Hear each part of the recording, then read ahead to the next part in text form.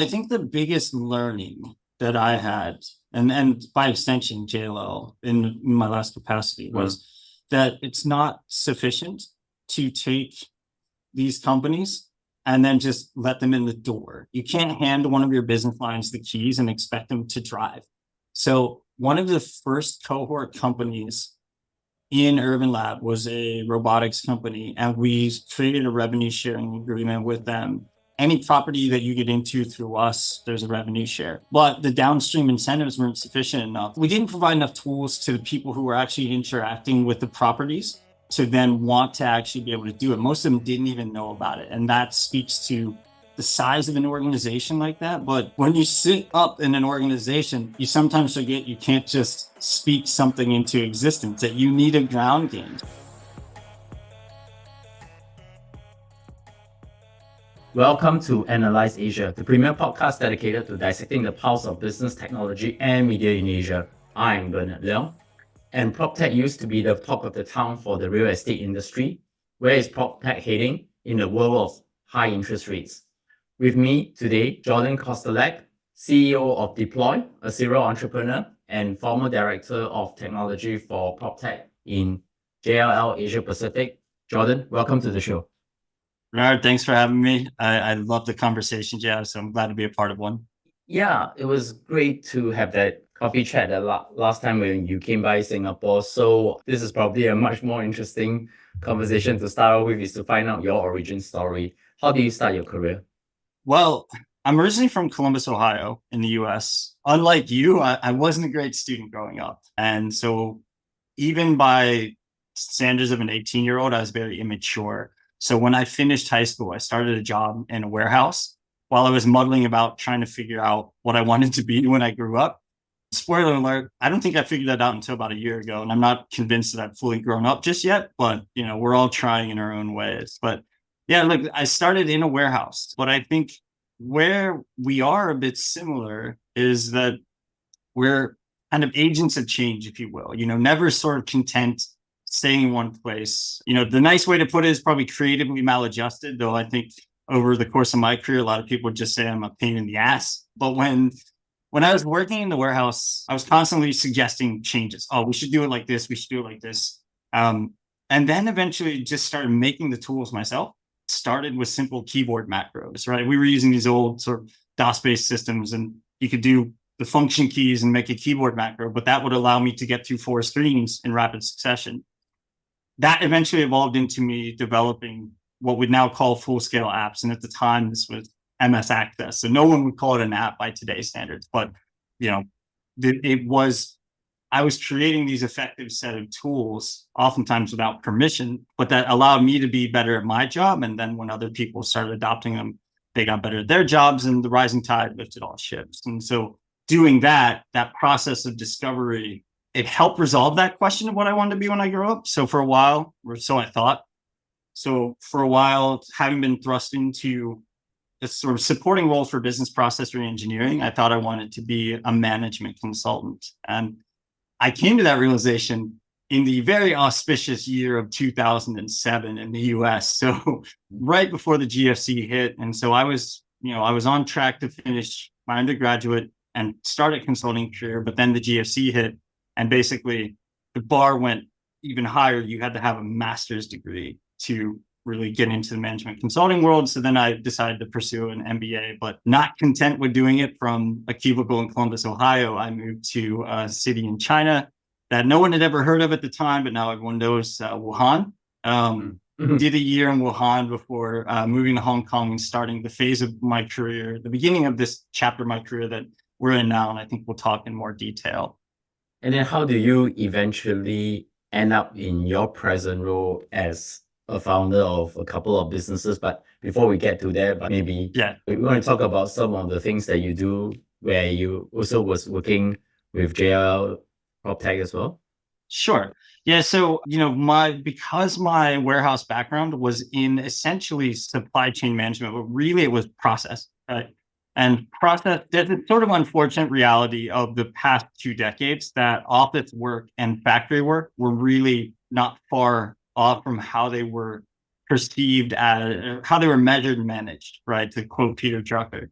And they, when I was looking for a job after I had finished my MBA, I was fortunate enough to be hired by a boutique consulting firm that did change management, largely focused around large scale corporate relocation. So a big bank wants to move from this building to that building.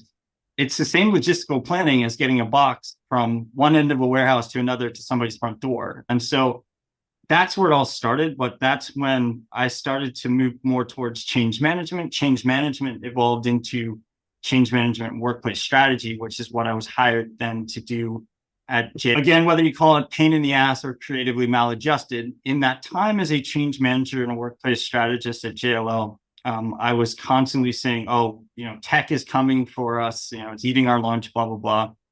And, I started sending out these sort of unsolicited newsletters to leadership. Here's tech, here's this, kept raising issues.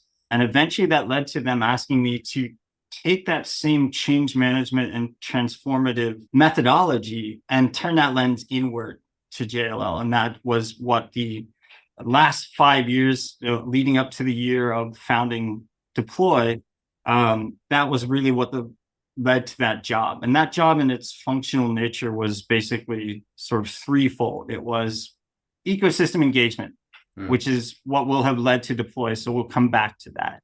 But it was also evangelizing, speaking the gospel of PropTech at conferences, with our clients, things like that. And then on the internal side, on the transformation lens, it was really advising executive leadership on the feasibility of technology and its integration into the organization, because that's like corporates are just as bad at integrating as startups are at infiltrating, right? And so that was being able to balance that, or hopefully get to that, was a big part of my responsibility. And then to wrap that, it's only long because, I'm now getting into the 25th year of my professional career, but to wrap that all up, a lot of the ecosystem engagement, the fundamental thing that surfaced as I was engaging the PropTech startup community across Asia. So this means from New Zealand all the way to India, everything in between. I saw too many startups whose pitch began with, we're this and we've raised this much. And we got through most of the pitch before we had any clue what they could do, let alone how they would integrate into an organization of 100,000 people. So there were a lot of overfunded startups that were solving non-existent problems. We'll definitely get into that as we talk about the deeper issues with PropTech. Sure. But there were a lot of great startups who couldn't find funding. And so that's what led to Deploy. And I know we'll talk about Deploy in more detail later, so we can come back to that. So before we get to the main subject of the day, I just want to ask, you have a pretty interesting career journey, started just from warehouses and get all the way to Hong Kong, working in real estate and maybe even into now venture capital. Can you tell me what are the lessons you can share about your career journey with my audience?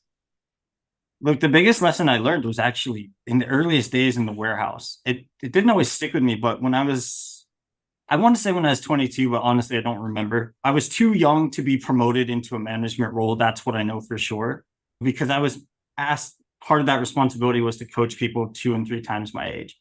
And one time I was coaching a particular staff member on their output. So we had 2 main measures of the floor staff in the warehouse. It was accuracy and productivity. Productivity was measured in the units that you would process in a given hour. I had to coach her. My responsibility was to coach her because she was hitting something like 80% productivity. And I thought at the time that meant I needed to be the boss and tell her to go faster, right? But I handled it so poorly, I ended up uncoaching myself. So my boss, brought me in. When I kind of protested, I'm just doing my job, my much better manager told me I wasn't looking at the whole picture. And the boss gave me time to just go marinate with it and figure it out. And after, I think, staring at it for what felt like an hour, but knowing my attention span was probably closer to 4 minutes, I noticed that the employee had 99.9% accuracy, which was off the charts. No one gets that close. And when I went back and said, oh, here's this, that's what the boss was like, yeah, you figured it out. The big lesson here was that, they put lots of care into their work. She cared deeply about a task that me as a young, ambitious person couldn't even wrap my head around, that a person could care about this work. Right. To me, it was just trivial. And, given the chance to reflect on it, in that time, and then over the course of 20 years, I realized that there's always a human factor, and work that might be undesirable or referred to incorrectly, I might add, as low skill. When an organization gives those people the right tools to do their job with pride and to do it as effectively as possible, that's when organizations perform the best. And I think we'll get into that more deeply about how that's informed what I really try to drive in my last role at JLL, and what I think the prop tech industry and probably the wider just innovation economy really needs. So that comes to the main subject of the day. I want to talk about prop tech in this present day, and also based on your experience, and also talk about deploy as such. I think the best way to start is to go back and look at the industry as itself. Can you give me an overview of the real estate industry and the total market opportunity of just the prop tech sector within that industry itself? Real estate's really hard to pin down, right? It's, by some estimates, it's a $10 trillion industry. UrbanLab Institute, which I'm, full disclosure, a member of, they put the Asia real estate market at 2.5 trillion, something like that. But how do you carve up Asia? Is Australia and New Zealand in there? Where do the borders end? That kind of thing. It's hard to pin down. And then that also leads to misalignment, or we'll say more often than not, overstatement of what's there. I think in principle, what we can recognize about real estate is why we call it real. We call it real because it is a fundamental human need. Like Maslow's hierarchy of needs, right? We're talking about shelter. You're in Singapore, I'm in Hong Kong. A big part of that is comfort, right? Like, it is getting oppressively hot in Hong Kong at the moment. It's also been raining for 4 days straight. It's a lot of things you can't get done in those conditions. And look, real estate, by and large, the older the sector, the harder it is to innovate. Real estate is often reduced to being slow to adopt, but I don't fully agree with that. I'm sure we'll touch on that more. But talking about the opportunity in the technology sector, I like to say that computers started the size of rooms, right? The old punch card machines were the size of rooms, and now they've gotten down to this, right? Or even more so this. So for those just listening, I just showed my phone and showed my watch, but computing power has gotten real dense, but what it hasn't done is then been redistributed within the building. So much of what are very complex machines have not been fully digitalized and then able to really use the data to do things like capture efficiency, create better experiences, and things like that. So in terms of the opportunity, if real estate's a $10 trillion market that will continue to grow, then I would say that the prop tech market is easily an $8 trillion market. There's that much room to go. The question becomes this definition of what is prop tech, right? This has been a sort of ground level fight between those of us who have been in the discussion for a long time. Is the word prop tech even a useful language device anymore? In 2024, what commerce isn't married to tech at this point? But right? let me work backwards from your former role as a director of technology at PropTech in JLL Asia Pacific. Can you talk about what is the kind of coverage that you do in that role, and how do you influence, say, technological innovation within the company, and use that maybe as a base definition of what prop tech means to you? Can I start at the end? So what does prop tech mean to me? Look, property technology is anything that really enhances any aspect of the real estate life cycle. But what I think the job of technology is actually much simpler than most people put. The job of technology is to eliminate tedium, because tedium is where slowdowns happen. So when I gave that story earlier about the employee who took pride in their work, my job, had I known what I do now at the time, was to eliminate the tedious aspects of her work. We actually shifted that lady into an audit role where she inspected other people's packages. We sort of capitalized on her ability to be really accurate and be deliberate. And so the job of technology is to eliminate, I think, tedium is probably secondary to safety, but we do already hold safety paramount. I think most organizations do, and that, certainly JLL did when I was there, and I know that they still do. So safety is the first one. That's the job of technology. But then secondary to that, eliminate tedium, because with the elimination of tedium creates momentum. When we have, we all know that. We all, in hustle culture, the talk now is about flow state. Well, the job of tech is to amplify flow state, right? So, when I know when you started your career and when I started mine, we were hearing so much about how email is going to eliminate, it's going to eliminate paper. Well, you live in Singapore, I live in Hong Kong. We know that paper is keeping itself very much alive.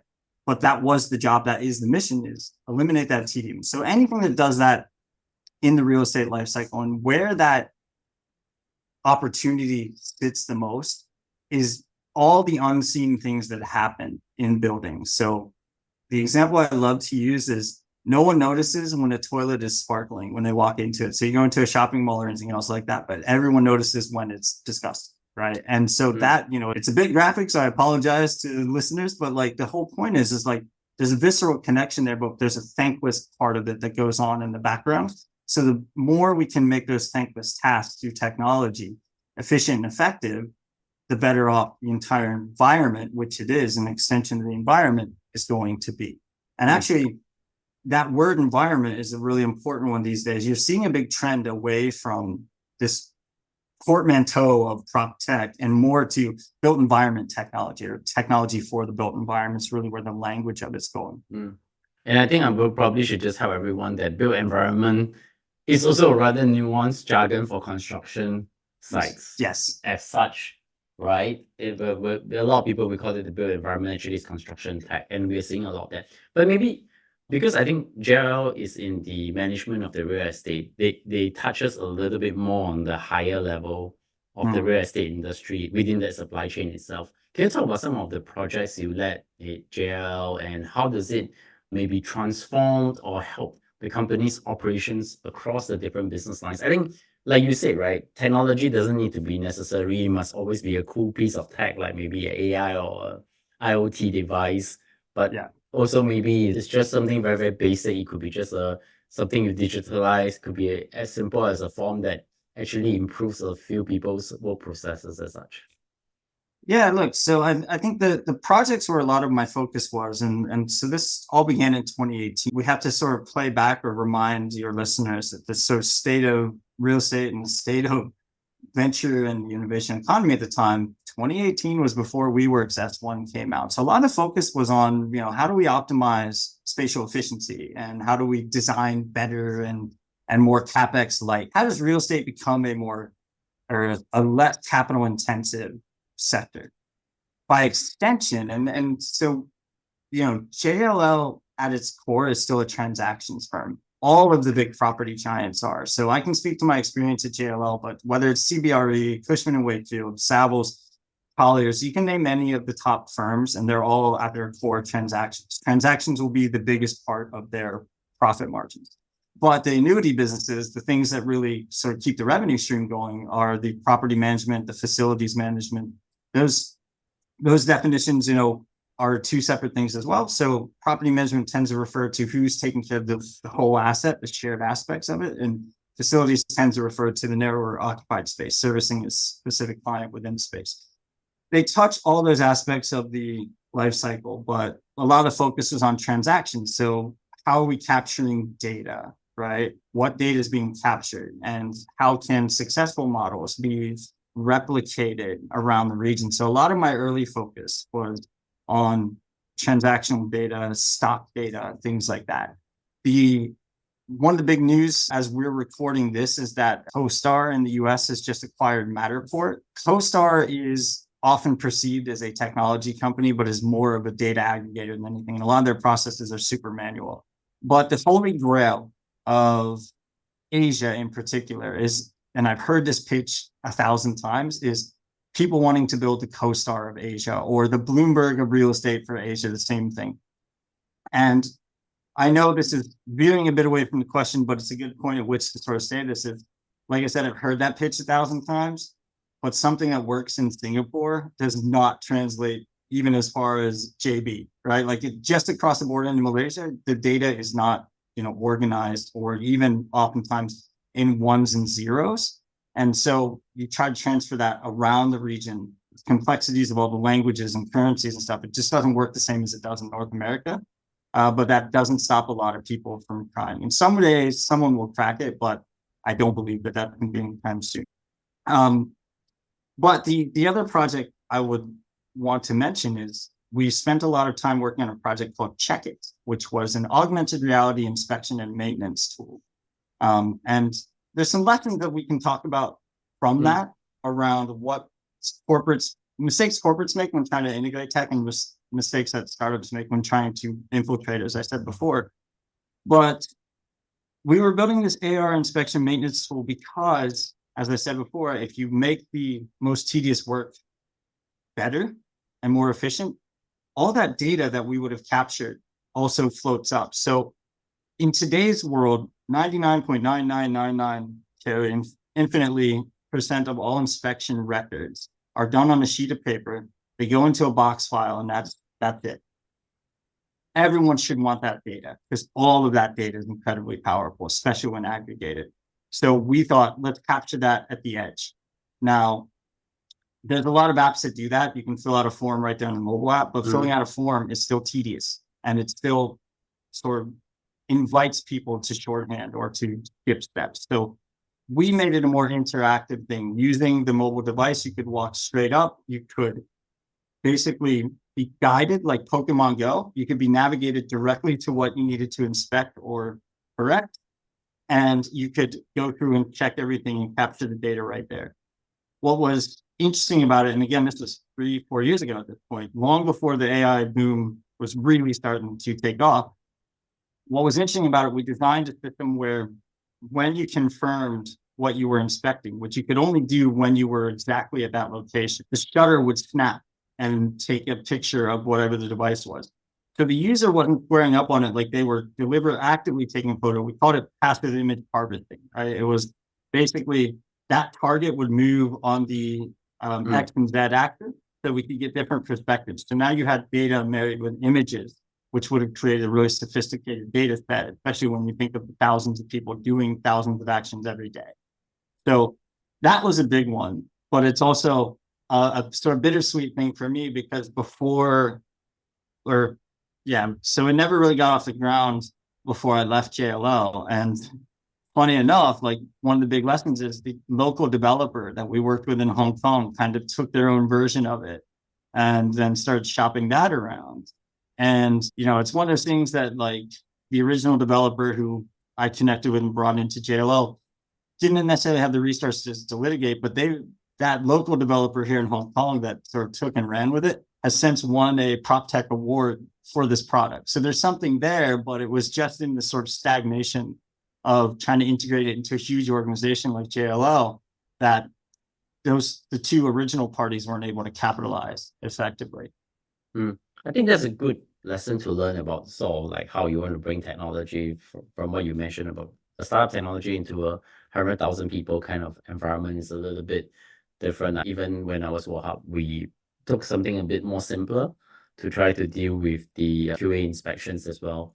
In the same kind of learning, we have to try it to be much more deliberate and slow because things like internet within the built environment is actually very tricky. I think a lot of people totally underestimate the difficulty of getting a proper broadband connection in a construction environment. But I want to sort of continue the conversation. I know you also set up something called the UrbanLab within JLL. Can you talk about some of the challenges that you face? I mean, building a PropTech accelerator and then also working with partners like, say, Swire Properties and PingAn, for example, in China. Yeah, I should start with the best part. The idea for UrbanLab started with myself and a gentleman called Anthony Liu, who is currently the head of innovation for Goodman in Asia Pacific. And he was at Swire at the time. So that's where the JLL Swire partnership side came from. He and I were trying to figure out, like, look, we need to crack China. How can we do it effectively? And so, basically spitballing over beers one night, we came up with what became the sort of proto version of that idea. And one of the things we understood, he had a much better experience in China than I did, but of course, my time in Wuhan and doing business across the border informed a lot of it. We knew that in China, no one would care about JLL and Swire partnership. Like, it's just like yes, these are big brands, but these are big brands if you work in real estate. And we knew that we had to seek out partners that were going to like the mistake so many programs make is they think slap our logo on it and people will come. But like founders, good founders are discerning, like simply dovetailing or even sidecarring to your company's brand. It doesn't do as much work as you might think it does at a big corporate. Like your perception is very different from market perception, especially outside of your sector. Like, you know, one of the things I think property companies, developers in particular, make a mistake is they think Joe on the street really has a relationship to their brand. And to be honest with you, before I worked in real estate in Hong Kong, I couldn't tell you the names of 2 property developers. Now I know them all and I know many people there, but that's what we recognize. So we went and sought out potential partners who could do 2 things for us: give us credibility in China, which one of the partners that came on board was PingAn. And for those who don't know, PingAn is one of the largest insurance companies in the world, certainly the largest in China. They do some incredible technology around just insurance, but also, you know, again, long before the AI craze, Peter, the founder of PingAn, we got to go to the demo center. He was using AI to try and complete Beethoven's Last Symphony, like as something he just wanted to personally fund. Like he wanted to see it seen through. So they were really on the cutting edge of tech, as many Chinese companies are.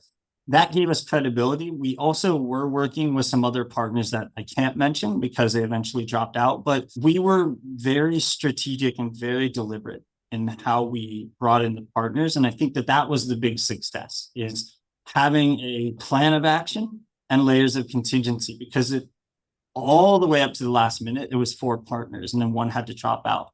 But because we had covered, you know, we had the China credibility and we had these 2 real estate powerhouses, we had something like 100 and some applicants to the first cohort. And so that was great. So yeah, look. Okay, so can you talk about the insights, like the success and learnings from UrbanLab, more from an accelerator working with startup companies, and how many companies have you worked with? What kind of projects that benefited from these 4 partnerships? Look, I think the biggest learning that I had, and by extension, JLL in my last capacity, was that it's not sufficient to take these companies and then just let them in the door. You can't hand one of your business lines the keys and expect them to drive.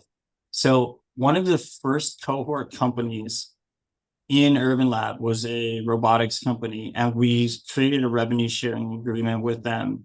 Any property that you get into through us, there's a revenue share. But the downstream incentives weren't sufficient enough. There wasn't enough. We didn't provide enough tools to the people who were actually interacting with the properties to then want to actually be able to do it. Most of them didn't even know about it. And that speaks to the size of an organization like that. But, you know, when you sit up in an organization, you sometimes forget you can't just speak something into existence, that you need a ground game. So JLO managed, when I was there was over 5,000 properties that they managed across Asia.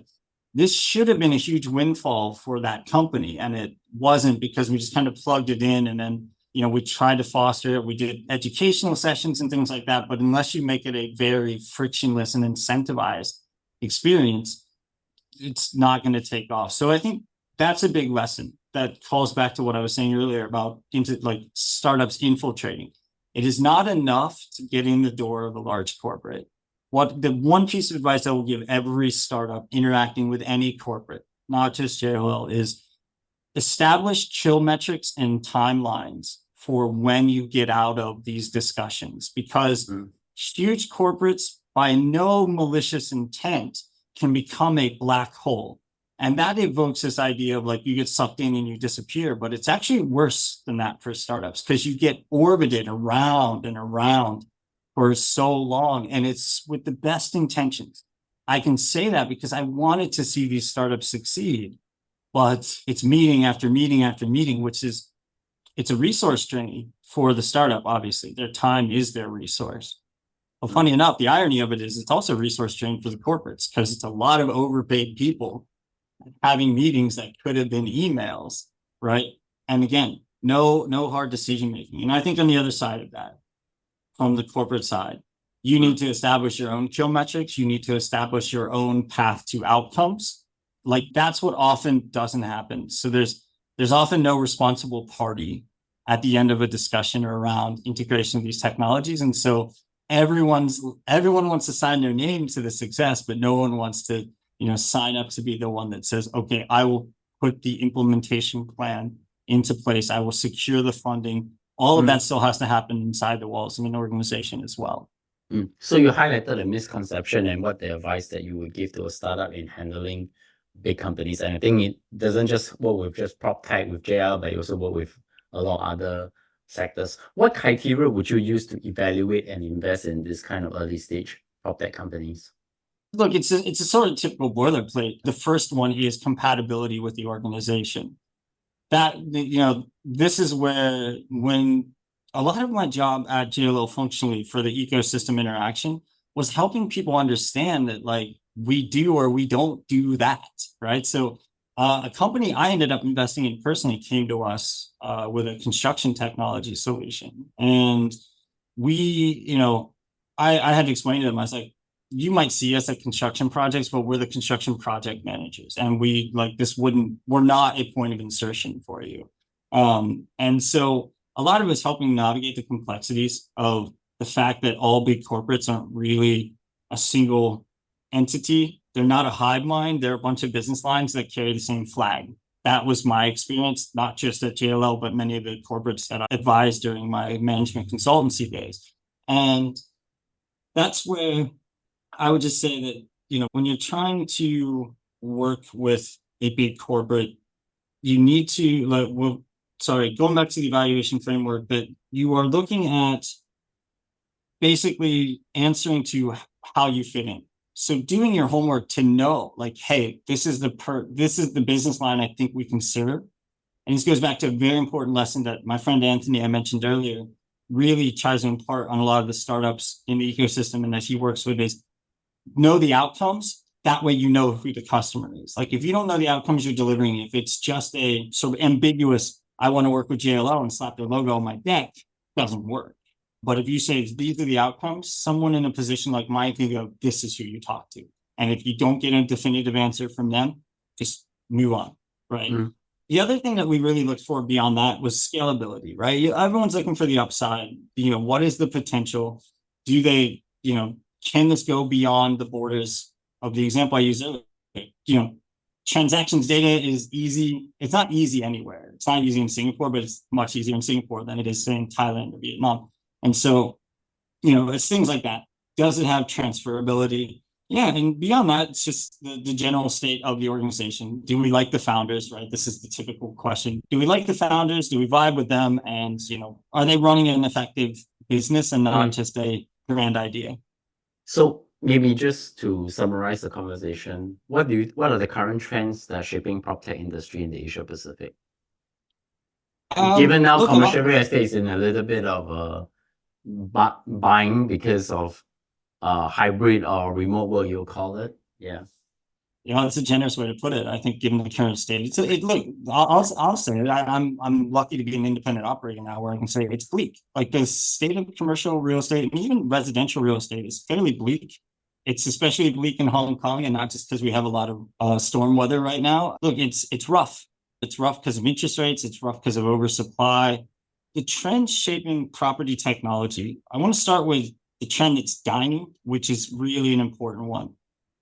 It's an extension of Silicon Valley culture writ large. Silicon Valley has suffered from what I like to call Silicon Valley's hammer, right?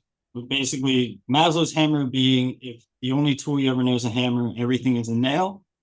Silicon Valley's hammer is the only tool you've ever known is SaaS, then everything's a dashboard. And so the first generation, the first wave of PropTech, in my experience, in my opinion, was dashboards for everything. So the answer was always, here's a dashboard. But the question that I always had to pose and that often could not be answered was, where does the data come from? So what's that shift represent? The shift is now back to more fundamentals. We're starting to see great technology products that are serving those the underserviced, like personas within the built environment, within the entire real estate lifecycle, people doing operations work that isn't sexy, and harvesting data from that and using that to float up and actually create. We don't need dashboards if you can ask a chatbot a question, but the reason you can't ask a chatbot a question is it's not even a chicken and egg issue. There's not enough data. And the other thing I would say is I hope that we'll see this trend take shape. And this, my friend Mark Cunningham, he's really been a proponent of this, is we need to see more data standards. I know that, AI is allowing for better handling of unstructured data, but until the end user clients of these big property service organizations start asking for start mandating in their contracts that the data captured by the service providers belongs to the client organization, there's not a lot of transferability across that, and there's unnecessary amounts of data protectionism because data is this amorphous, ephemeral thing out quite literally in the cloud, right? That we got to take care of this because this is our moat. But in reality, it's not really a moat and it's not really being used effectively. So what used to be considered, effective data just isn't. And so the trend is to getting effective data. And I hope too that by extension, the trend is better data standards and sharing of that so that we can have just better experiences, whether you're on the service side or you're on the consumption side. I'm going to switch gears now to talk about your current gig then. So Sure. you said that from PropTech to deploy is something that you brought some of your experience that you learned into it. Can you specifically talk about the problem which deploy is trying to solve? Yeah. So we talked about my last role, and in very quick summation, my last role was head of innovation. The fact of the matter was I was participating in the venture economy in that capacity. Typically, the way that it looked like was, JLL would exercise first rights of refusal. I mentioned before in one case, I actually invested personally as an angel investor. But in many cases, I would send those deals off to investors, and I might meet up with them a year or two later and oh, thanks, that was a great founder. Let me buy you beers tonight, right? And it's well, the social contract would dictate I don't need to be rewarded for that. That's fine. There was no agreement in place or anything like that. So the problem I sought to solve was how can I participate and still enjoy the type of job or the job security of a great job like I had at JLL. But then it became more apparent to me that we also need to serve, there's an underserved class of great startups, right? There's a bit of survivor's guilt. So we mentioned founding an accelerator. I also managed Asia's first PropTech accelerator, which was a joint venture between LaSalle and JLL called JLL Asia. And post-COVID, only one startup survived. And there's a lot of survivor's guilt for that. And it had to do almost purely with funding. One pivoted and the other, but the rest, it was all funding. So you had that's a street level hit rate, right? 1 out of 5, 20%. That's pretty good, but not when you have the backing of two giant organizations. And so there was a survivor's guilt of that. Startups need help getting funding. And then there was the realization that there are a lot of people who just don't know the access point for getting into the innovation economy, right? I couldn't be a venture partner in my last role because that was a conflict of interest. But then I thought there's got to be a way to get more participation from people who are big industry participants day to day. And that's what sort of started Deploy. And better deal flow and the due diligence process, you front run with active industry experts. And so it started going back to my process engineering days, thinking about how the process could be reworked, and then got together with my co-founder, Sophia, who is a tech whiz, and we then built the technology layer that now enables a more participatory means of getting experts involved, front-running due diligence with expert pre-qualification, and then helping startups actively fundraise through that vehicle. So one interesting conversation we had when we were having coffee together you didn't talk about that at the start of the conversation. Can you talk about your experience with Bridgewater Associates, which is a very well-known hedge fund that led you to work out the mechanics on how Deploy is being used and the incentives they provide for the different stakeholders within? Yeah, for full context, I don't know how much I'm allowed to actually discuss, if I'm being honest. But when I was working for the Good Team Consultancy, I was sent to work for Bridgewater for 4 months to close out year-end project. I was just there as sort of a project hitman, get these off the right. And so anytime you engage in short-term engagement, you get to be a sort of active audience member. So I got to observe how they have a system of peer evaluation. And so the system, my understanding is it still doesn't exist. It still exists, but isn't mandatory the way that it was when I was there in 2014 and 15. But basically every meeting that finished, everyone had to evaluate the participants in that meeting on a few different factors. And then the aggregate of those different evaluations helped inform your credibility, your strengths, and then from that would encourage redistribution of teams to create stronger teams. It was not a perfect system. In many ways, it could be observed as being draconian, but there were a lot of interesting things that I observed from that. At the same time, in that consulting company I was working for, we were using a system called Kudos, which was a way to essentially log and thank your peers. You say, oh, thanks for this, blah, blah, blah. What I realized in retrospect, like having this conversation with you now, was both get weaponized. Like both systems. One was more adversarial, that being the Dots system within Bridgewater, and the other one being more complementary, both get weaponized, right? It's just whether like the weaponization in an adversarial system is the active use of it, and the weaponization in a complementary system is the withholding of it, right? And so what I realized is really that's because it's your name that's attributed to it. And there's one other system we can sort of point to that has helped inform all of our reputation management and credibility systems that are now self-regulating within the deployed backend is LinkedIn endorsements. LinkedIn endorsements are a brilliant idea that doesn't work. So the brilliant idea is it allows for sort of, I guess, verified search indexing, right? Because now if I want to search for project management, I'm going to get the hits of the people who are, have lots of endorsements for it. The problem is LinkedIn never assigned any value or scarcity to them. And so the only reason that we get endorsements, I know every time I only get endorsements, somebody you've never heard of has endorsed you for these 4 skills that you're not actually good at. And then 5 minutes later comes the cold pitch email, right? Like it's, again, weaponization. It's weaponizing flattery for, a point of entry for, in my case, almost always outsourced IT services.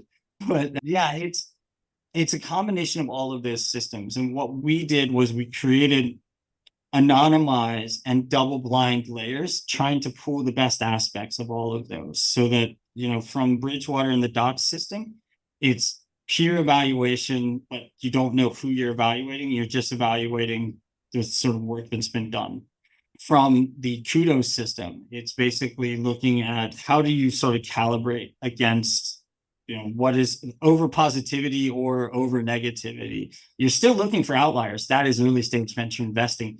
But we want to make sure the outliers are outliers that are informed by real expertise and not just laziness or sort of a particular attitude or sensibility.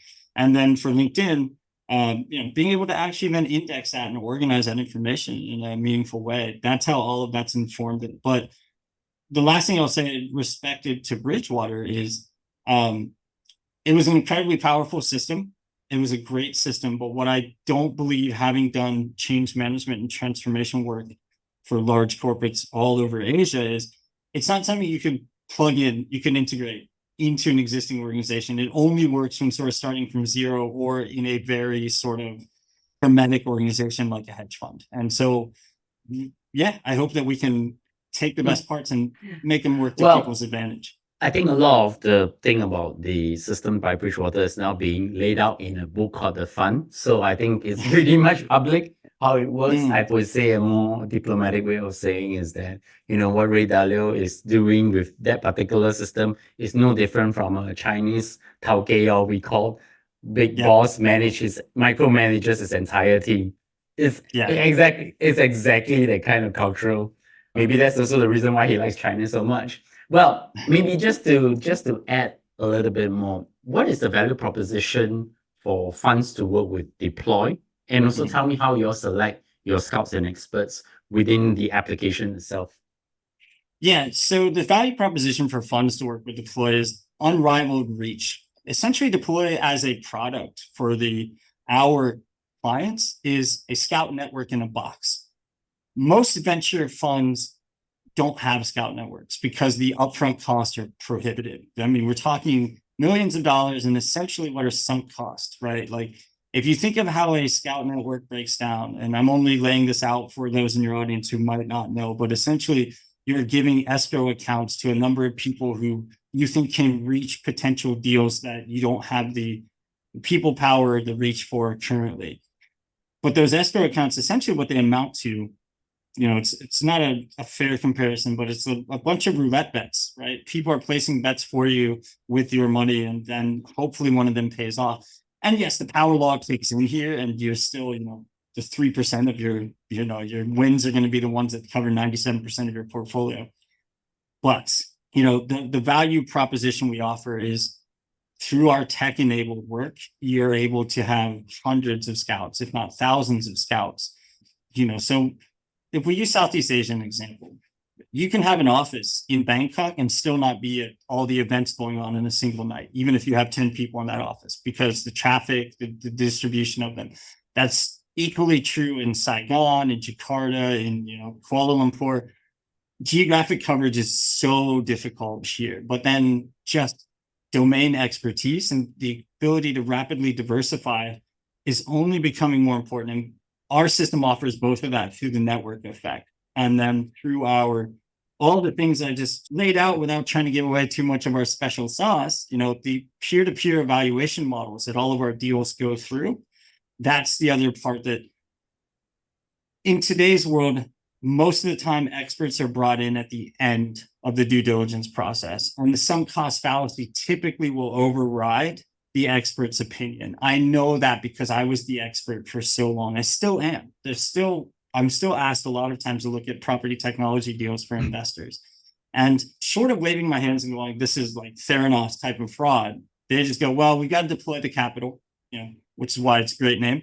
We got to deploy the capital, and we've already put all these resources into due diligence. So our thesis, which is starting to be proven, is that by front running with the expertise, people who are genuinely close to the problem, not casual observers or analysts who have had to learn it in short order, you're actually able to make smarter decisions.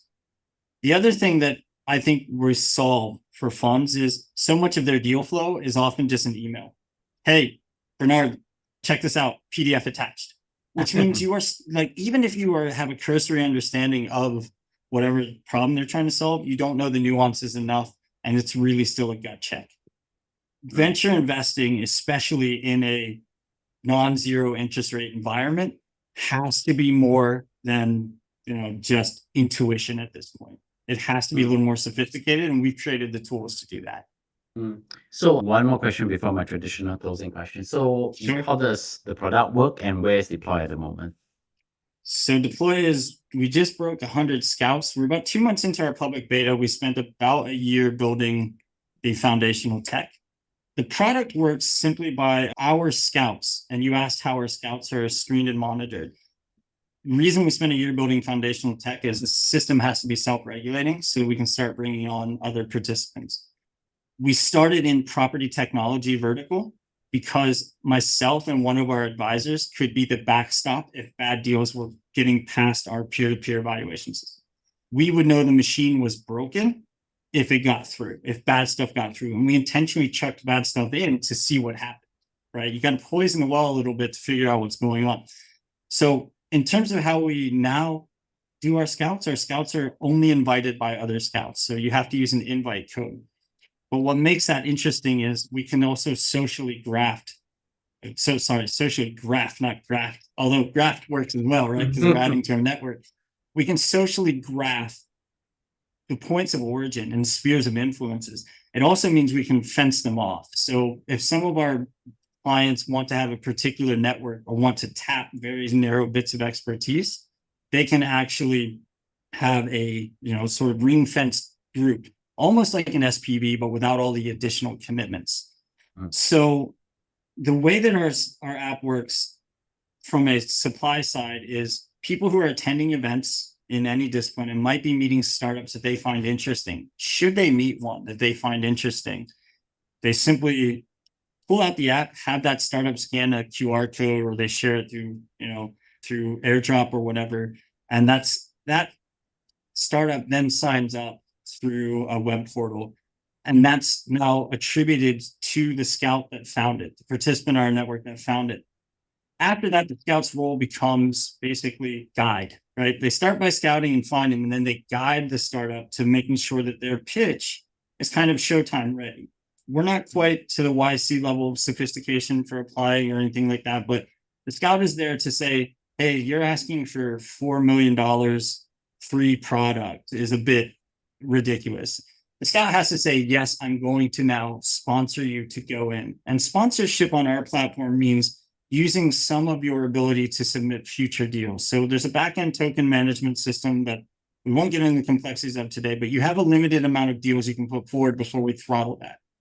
And so the scout sponsors the deal. Once they've done that, and once the scout says, yes, I approve it, they assign it to 2 domains. So we're never looking at it through one lens. They assign it to 2 domains, which then distributes it out to a pool of evaluators who only look at the business. They don't evaluate the investment. They're only looking at it through the lens of feasibility and through their understanding of the problem. And those experts that are evaluating the deals are unable to see where the deal originated from. They don't know who the scout is that sent it in. And the scout is never able to evaluate their own deal. The reason being, we want to level the playing field. We want people who normally don't have a door into the innovation economy to start to build their portfolio. And so if an investment is made that's originated from a scout, that scout gets a promissory note from the investor for 2.5% of the upside in that investment, the carried interest, for to use the industry parlance, right? And so now we like to say this allows people to convert their domain expertise and social capital into real capital. And that's our approach. So my traditional closing question, what does great look like for Deploy? Great looks like successful deals being done. Founders who didn't have opportunity getting it now, and new participants coming into the innovation economy. That's a great day for Deploy. So if you're interested, you can reach out. Okay. Many thanks for coming on the show, Jordan. So in closing, 2 quick questions. Any recommendations that inspired you recently? Yes, watch the Fallout show on Amazon. It's beautifully written. I'm a huge fan of the games. My wife knew nothing about the games and loved the show. It's a great watch. Interesting. How do my audience find you? I basically just use LinkedIn for business stuff, but deploycapital.online is our website, and you can email me at jordan@deploycapital.online as well. And of course, you can find us on every podcast platform and also on YouTube, and subscribe to us even in Instagram and TikTok. So Jordan, many thanks for coming on the show, and I look forward to speak to you soon. I hope to see you soon too, Bernard. Thank you.